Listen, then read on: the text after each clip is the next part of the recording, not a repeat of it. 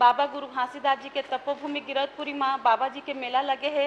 इस सदन ला पूरा न्योता देता हूँ आपसा बाबा। बिलासपुर जैसा उत्कृष्ट स्वास्थ्य सेवाओं का क्षेत्र और मौतें हुई हैं 431। पूर्ववर्ती सरकार में व्यापक तौर पर मुआवजे का एक भ्रष्टाचार का रैकेट संचालित हो। निश्चय ये जांच करने लायक विषय है और जांच सर्पलोक कहा जाता है, वहां 96 मौतें होती हैं। फर्जी प्रकरण बना करके आहरण करने का तो अभी तक से सांप काटने के बाद क्या क्या करना पड़ेगा, शिकायत नहीं मिला है। उसको 4 लाख रुपया मिलेगा। वैक्सीन है प्रायः सभी स्वास्थ्य केंद्रों में उपलब्ध रहता है। सिर्फ जिला चिकित्सालय में दवाइयाँ उपलब्ध होती, प्राथमिक स्वास्थ्य केंद्र में नहीं। कि 4 गुना ज्यादा पार कर गए बिलासपुर। तो में कई मामले ऐसे हैं जिनको जानबूझकर रोका जा रहा है। नया मिला तो बन के बहुत जल्दी हम आगू बढ़ा था। यूट्यूब में देखा सब्सक्राइब कर लेवा, बोले बिना तुमन करबो नहीं करा तेकर से तेरे मतलब कहे पर थे।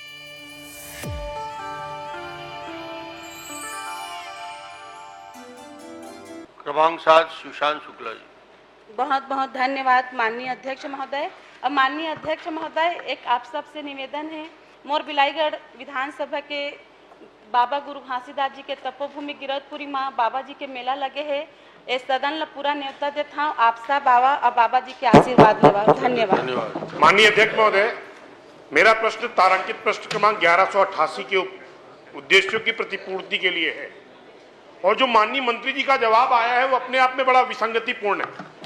छत्तीसगढ़ का सर्पलोक कहा जाता है जशपुर, और पिछले 3 वर्षों में यानी 22, 23 और 24 में वहां पर मौतें हुई हैं 96। और बिलासपुर जैसा उत्कृष्ट स्वास्थ्य सेवाओं का क्षेत्र और मौतें हुई हैं 431। इस प्रश्न के माध्यम से मेरा स्पष्ट विषय है कि पूर्ववर्ती सरकार में व्यापक तौर पर मुआवजे का एक भ्रष्टाचार का रैकेट संचालित हो रहा था राजस्व और स्वास्थ्य विभाग के अधिकारियों की मिली भगत पर। अब इसी प्रश्न में जवाब आया है, बिलासपुर में 17 करोड़ 24 लाख का मुआवजा दिया गया है और जसपुर में 3 करोड़ 84 लाख रुपए का। मैं आपके माध्यम से माननीय मंत्री जी से पूछना चाहता हूं कि जिन मरीजों को फर्जी मुआवजे के आधार पर एक रैकेट के माध्यम से भुगतान किया गया, क्या उसकी जांच कराई गई है? अगर कराई गई तो कौन दोषी अधिकारी के विरुद्ध कार्रवाई क्या की गई? माननीय अध्यक्ष महोदय, हमारे माननीय विधायक का कथन है कि फर्जी प्रकरण बना फर्जी था कि आदमी फर्जी था? चलिए जवाब दीजिए। फर्जी प्रकरण बना करके ये आरबीसी 6-4 के तहत मुआवजा का वितरण किया गया है। ये पहली बार ये जानकारी में आया। अगर ऐसा होगा वाकई में कि फर्जी प्रकरण बना करके शासन, निश्चय ये जांच करने लायक विषय है और किया गया, ऐसा जानकारी उनके पास हो तो दे, जांच करवाएंगे। जानकारी दे दें आप। माननीय मंत्री अध्यक्ष महोदय, माननीय मंत्री जी से मैंने स्पष्ट पूछा जांच कराई गई क्या, क्योंकि पूर्ववर्ती समय में शिकायतें हुई हैं। और मैं आपके माध्यम से स्पष्ट कर दूं कि इस प्रकार की विसंगतिपूर्ण अव्यवस्था और भ्रष्टाचार के व्यापक नजरिया, यानी जसपुर जैसे जिले जहां पर विसंगतिपूर्ण सर्पलोक कहा जाता है, वहां 96 मौतें होती हैं और यहां पर 400 से ऊपर। मैं आपके माध्यम से स्पष्ट करना चाहता हूं। दूसरा बात, जो बात ये कह रहे हैं, ये इन्हीं के जवाब में उल्लेखित है कि राजस्व का अधिकारी सीएमओ से पोस्टमार्टम की रिपोर्ट का जानकारी मांगता है और सीएमओ उस पोस्टमार्टम रिपोर्ट को बगैर डॉक्टर के प्रतिवेदन के विरुद्ध जाकर उसको सत्यापित करते हैं। ये राजस्व के अधिकारी और स्वास्थ्य विभाग के अधिकारियों की मिली भगत में लगभग करोड़ों का घोटाला है। और मैं आपके माध्यम से पूछना चाहता हूं, क्या इसकी सचिव स्तरीय जांच कराएंगे क्या? माननीय अध्यक्ष महोदय, मुआवजे का प्रक्रिया ही यही है। जैसे सर्पदंश से कोई पीड़ित है, हॉस्पिटल गए, सर्पदंश से मृत्यु हो गई तो स्वास्थ्य विभाग से प्रमाण पत्र के आधार पे राजस्व विभाग के द्वारा उनको मुआवजा दिया जाता है। जैसे बताया कि इस तरह की शिकायतें मिली है क्या कि फर्जी प्रकरण बना करके आहरण करने का, तो अभी तक से मेरे जानकारी में इस तरह की शिकायत नहीं मिला है। और हमारे माननीय सदस्य के पास शिकायत है तो इस शिकायत को मुझको दे, मैं निश्चित रूप से इसका मैं जांच कराऊंगा और जो कार्रवाई करते बनेगा उसमें कार्रवाई करेंगे दूसरे अधिकारी के ऊपर।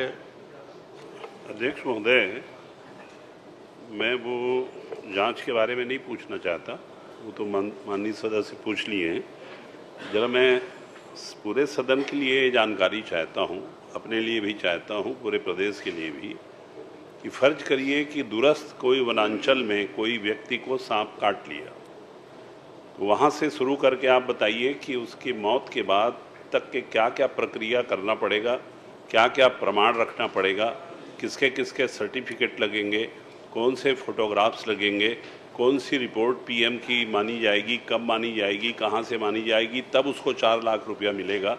इसकी एक सामान्य प्रक्रिया बता दीजिए। आप कल्पना कर लीजिए कि आप बस्तर के किसी बहुत घने जंगल में हैं जो कि पीएससी से 50 किलोमीटर दूर है, तो आप कल्पना करके बताइए कि सांप काटने के बाद क्या क्या करना पड़ेगा और किन किन परिस्थितियों से किन किन विषय वस्तु को निपटाते हुए 4 लाख पाने की उसके परिवारजनों को पात्रता होगी, ये जरा बता दीजिए। माननीय अध्यक्ष महोदय, सर्पदंश इनके इलाज के लिए जो वैक्सीन है प्रायः सभी स्वास्थ्य केंद्रों में उपलब्ध रहता है, नज़दीकी स्वास्थ्य केंद्र में। जब किसी को सर्पदंश होता है तो उसको तत्काल पीड़ित परिवार या गांव वालों के द्वारा, जिनके भी सहयोग से, उनको अस्पताल पहुंचाया जाता है। अस्पताल में उसका इलाज होता है, समय पे पहुंच जाते हैं तो उनका इलाज हो जाता है और इलाज होने के बाद बच जाता है। यदि पहुंच नहीं पाते, समय अभाव या साधन के कारण, तो रास्ते में ही मौत हो जाती है, या अस्पताल पहुंचने के बाद इलाज के दौरान, तो उनका सर्टिफिकेट जो है स्वास्थ्य विभाग ही देता है कि इनकी मौत कैसे हुई, और स्वास्थ्य विभाग द्वारा दिए गए सर्टिफिकेट के अनुसार उनका मुआवजा का प्रकरण बनता है, जो राजस्व विभाग, कलेक्टर और एसडीएम के थ्रू पीड़ित पक्ष को मिलता है। स्वास्थ्य विभाग कैसे देता है अध्यक्ष महोदय? मैं तो यही पूछ रहा हूँ अध्यक्ष जी। मान लीजिए तरे गांव के जंगल में किसी को सांप काटा, बोरला लाते तक के या तो वो जिंदा रहेगा तो उसको एंटीवेरिन इंजेक्शन लगाएंगे तो बच सकता है। मान लीजिए मर गया, तो वहाँ जहाँ पर जिस स्पॉट पे सांप काटा है वहाँ से क्या क्या प्रमाण चाहिए जो अस्पताल में आते तक के हमको बताना पड़ेगा कि ये सांप काटने से इसकी मौत हुई है, सांप काटने से मौत हुई हो, तो कुछ भी बोल देंगे कि ये सांप काटने से नहीं है। नहीं तो बताइए ना, वहाँ पर गांव में कुछ पंचनामा होता है क्या, पटवारी या सरपंच या अन्य से, या प्राथमिक स्वास्थ्य केंद्र में पोस्टमार्टम के बाद ही माना जाता है क्या? तो यही तो जानना चाहिए, ताकि लोगों को कम से कम जो आप मदद दे रहे हैं उसके बारे में तो हम बता सकें। वो तो मालूम है हर ब्लॉक पीएससी में वो एंटी रेबिक और एंटी स्नेक वो रहता है।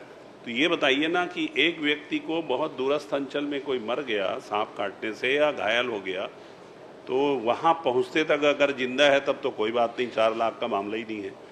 मर गया तो 4 लाख कैसे मिलेगा? मर गया तो 4 लाख कैसे मिलेगा, इसको बता दीजिए ताकि किसी जरूरतमंद की मदद कर सके। पीएम रिपोर्ट में आएगा कि कैसे उसकी मृत्यु हुई, उस रिपोर्ट के आधार पे उनका प्रमाण पत्र बनेगा, फिर उसकी मुआवजा।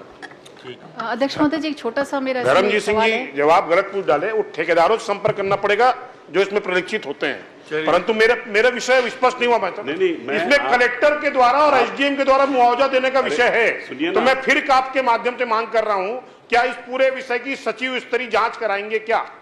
मैं तो वही बात कह रहा हूँ कि वो 4 लाख कैसे मिलता है उसको बताइए। मैं गलत नहीं पूछ रहा हूँ, बाकी आप अपना पूछ के उनको बता दीजिए। महोदय जी, एक छोटा सिर्फ प्रक्रिया पूछ रहा हूँ। एक छोटा सा इसमें मेरा सवाल था महोदय जी। अभी विषय आया कि सर्पदंश से मृत्यु के बाद में जो मुआवजा मिलेगा, लेकिन विषय ये भी आता है कि कभी स्थिति ये होती है कि इलाज में जो देरी होती है, तो स्थिति ये है कि जिला चिकित्सालय में ही, जैसे कि आपने कहा कि सब जगह उसकी दवाइयाँ उपलब्ध है, वैक्सीन, लेकिन सिर्फ जिला चिकित्सालय में दवाइयाँ उपलब्ध होती है, प्राथमिक स्वास्थ्य केंद्र में नहीं है। तो जो पहुँचने की जो दूरी है, तो वो भी मृत्यु का बहुत बड़ा कारण बन सकती है। तो यही निवेदन करना चाहूँगी महोदय जी कि प्राथमिक स्वास्थ्य केंद्रों में भी सर्पदंश की जो वैक्सीन है या जो दवाइयाँ हैं उपलब्ध है, ताकि जाने जिला अस्पताल की जो दूरी है वो जाने से बचे और मुआवजे की जरूरत ही ना पड़े, उनका समय पर इलाज हो जाए और वो दिक्कत ही ना आए आगे। ठीक, 1 मिनट, इसका जवाब टंकराम जी नहीं दे पाएंगे क्योंकि स्वास्थ्य विषय का उनको जानकारी नहीं होगा। भावना जी, हमारे सभी जिला चिकित्सालयों में सर्पदंश के लिए जो एंटी वेनम इंजेक्शन है वो उपलब्ध हैं। इसके अलावा सीएचसी और पीएचसी जहां प्रभावित है, मैं दावे से कह सकता हूं कि सभी जगह ऐसा कहीं अगर नहीं हो तो मुझे बता केस दीजिए। आया है महोदय जी, इसलिए मैं बोल रही हूँ, चलिए, एक मृत्यु हो हुई गया, है जवाब इंदौरी दीजिए। ग्राम में, आप जांच भी आप- करवा ले चाहे। माननीय अध्यक्ष महोदय, पूछ लीजिए। पूरे छत्तीसगढ़ में नागलोक के नाम से या सर्प के नाम से जो पहचान है वो जसपुर जिले और तपकरा की है। लेकिन प्रश्न के माध्यम से मुझे आश्चर्य लगा कि 4 गुना ज़्यादा पार करके बिलासपुर, वहाँ 100 यहाँ 400 से ज़्यादा लोग सांप काटने से उनकी मृत्यु हो गई। तो ये जो पहचान बदल रही है 527 निश्चित रूप से आश्चर्य का विषय है। अब उसके लिए जो मुआवजा दी गई है उस विषय में मैं जानना नहीं चाह रहा हूं सब। उसमें केवल यह है कि सारे लोगों का पोस्टमार्टम हुआ कि नहीं हुआ, और सारे लोगों का पोस्टमार्टम होने के बाद में उसका कोई लिख के दे उससे फर्क नहीं पड़ता। कोई यदि बोले सांप के काटने से मर गया, वो प्रमाणित नहीं है। उसका केवल यही है, यदि उसका पोस्टमार्टम नहीं हुआ है तो मुआवजा की राशि उसको नहीं मिलेगा। लिख करके देंगे तो भी संभव नहीं है। उसमें यही है कि उसका पहले पंचनामा करेंगे, पंचनामा करने के बाद में उसमें लिखा जाएगा कि कहाँ पर उसको सांप काटा गया है, किस अंग को काटा गया है, और उसके बाद में उसका पोस्टमार्टम होगा। जो डॉक्टर उसमें पोस्टमार्टम में रिपोर्ट आएगा वो फाइनल रिपोर्ट है, जो मेरी जानकारी जितना मुझे समझ है। तो आश्चर्य का विषय यही है, मैंने कहा कि बिलासपुर सर्पलोक का पहचान छत्तीसगढ़ में जो बदल गई है। तो माननीय मंत्री जी, मैं आपसे ये पूछना चाहता हूँ, ये जो मुआवजे की राशि सब जो दी गई है, हमारे सम्माननीय विधायक सुशांत शुक्ला जी ने जो प्रश्न किया कि उसमें कहीं कोई दिक्कत, कोई फर्जीवाड़ा तो नहीं हुआ, कुछ ये नहीं है, तो उसमें सभी का पोस्टमार्टम रिपोर्ट आया कि नहीं आया, और उसके बाद में उसकी मुआवजा की राशि दी गई है, और यदि बिना पोस्टमार्टम के दी गई है तो उस विषय में कुछ होगा तो मंत्री जी बताएंगे थोड़ा। माननीय अध्यक्ष महोदय, माननीय विधायक ने जो आंकड़े के हिसाब से जो शिकायत की है कि बिलासपुर में बहुत ज़्यादा संख्या है जबकि नागलोक जसपुर में होना चाहिए संख्या, और उन्होंने बताया कि मेरे पास कुछ प्रमाण हैं, शिकायत के आधार हैं कि फर्जी प्रकरण बने हैं, फर्जी भुगतान हुआ है। तो मैं यही कहना चाहूँगा अध्यक्ष महोदय कि वो जो उनके पास शिकायत हैं, प्रमाण हैं, वो हमको दे दें, हम उसकी पूरी कार्रवाई पूरी इस पे हम जांच कराएंगे। मंत्री जी, मैंने कहा बेसिक उसका 2 चीज, एक पंचनामा और दूसरा पोस्टमार्टम रिपोर्ट। सभी का OPD भी पोस्टमार्टम हुआ है कि रिसिप्ट नहीं हुआ है, इतना आप उसको सुनिश्चित करा लो ना जी। बाकी वो देंगे नहीं देंगे उसके ऊपर छोड़ दो। आपके पास में सारा रिकॉर्ड है, वो कहाँ से रिकॉर्ड लाएंगे आप? रिकॉर्ड आप उसको ये बताइए कि सभी का पोस्टमार्टम हुआ है, उसके आप केवल जांच करवा लो। इस बार केवल उतने का आप जांच करा लो। इन प्रकरणों का जो बिलासपुर में 431 मुआवजा वितरण हुआ है, इसका एक बार जांच कराएंगे। चलिए, माननीय अध्यक्ष महोदय, मैं स्पष्ट कर रहा हूं, न्यायिक दंडाधिकारी द्वारा मुआवजा दिया जाता है। मैं फिर मांग कर रहा हूं कि चूंकि कलेक्टर की जांच बाबू तो नहीं कर सकता ना, तो मैं आपके माध्यम से आग्रह कर रहा हूं माननीय मंत्री महोदय से, क्या इस पूरे प्रकरण की जांच सचिव स्तर से कराएंगे क्या? माननीय अध्यक्ष महोदय, पूरे छत्तीसगढ़ में आप जो भी मामला गड़बड़ दिख रहा है उसको बिल्कुल जांच कराइए, लेकिन पूरे छत्तीसगढ़ में कई मामले ऐसे हैं जिनको जानबूझकर रोका जा रहा है। पीएम रिपोर्ट होने के बाद फिर कलेक्टर उसको बिसरा के लिए भेज देते हैं, अननेसेसरी लंबा खींच जाता है 2 साल 3 साल 4 साल के लिए। तो ऐसे प्रकरणों पे भी आपसे निवेदन है कि उन प्रकरणों को जल्दी करा दीजिए। और ऐसे हमारे रायगढ़ जिले में 3-4 प्रकरण हैं जो पिछले 1.5-2 साल से अटके पड़े हैं। तो आपसे निवेदन है कि उन प्रकरणों को देखवा के और उसमें जो भी मुआवजा की राशि जो सही है, जो गलत है उस पर बिल्कुल नहीं, लेकिन जो सही है उसको जल्दी मिल जाए।